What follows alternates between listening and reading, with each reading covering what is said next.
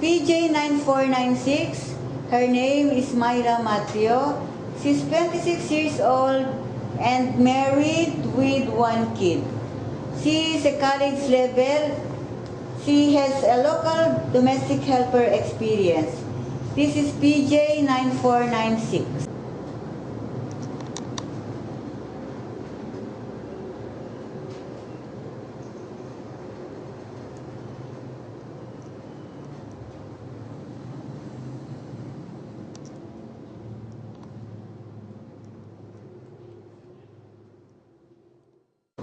Will you please introduce yourself? Good day to my employer. I am Myra Mateo, 26 years old. I live in San Nicolas, Ilocos Norte. My parents is Mr. and Mrs. Pedro Mamuel. I am married to David Mateo. We have one child, 6 years of age. Do you have any local experience as domestic helper? Yes, ma'am. What were your duties and responsibilities with them? My duties and responsibilities to them is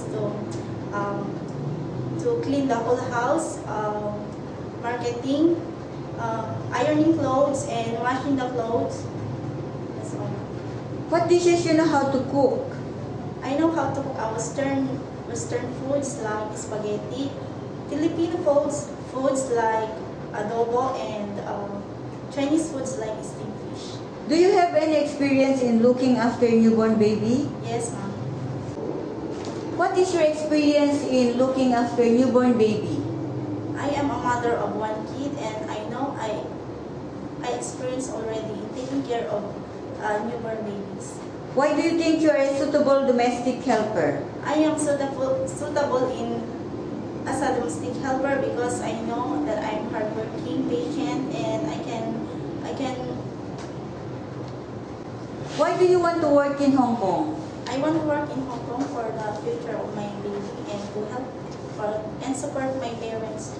If given chance to work in Hong Kong, are you willing to look after a newborn baby? Yes, ma'am. Do you know how to sing nursery rhymes? Yes, ma'am. Can you cite an example? Hickory dickory dock, the mouse ran up the clock. The clock strikes one, the mouse ran down, hickory dickory dock. Can you give a message to your future employer? To my future employer, please select me as your domestic helper because I know that I can do all my duties and responsibilities as well as taking care of your babies. Thank you, sir, and I'm looking forward to seeing you.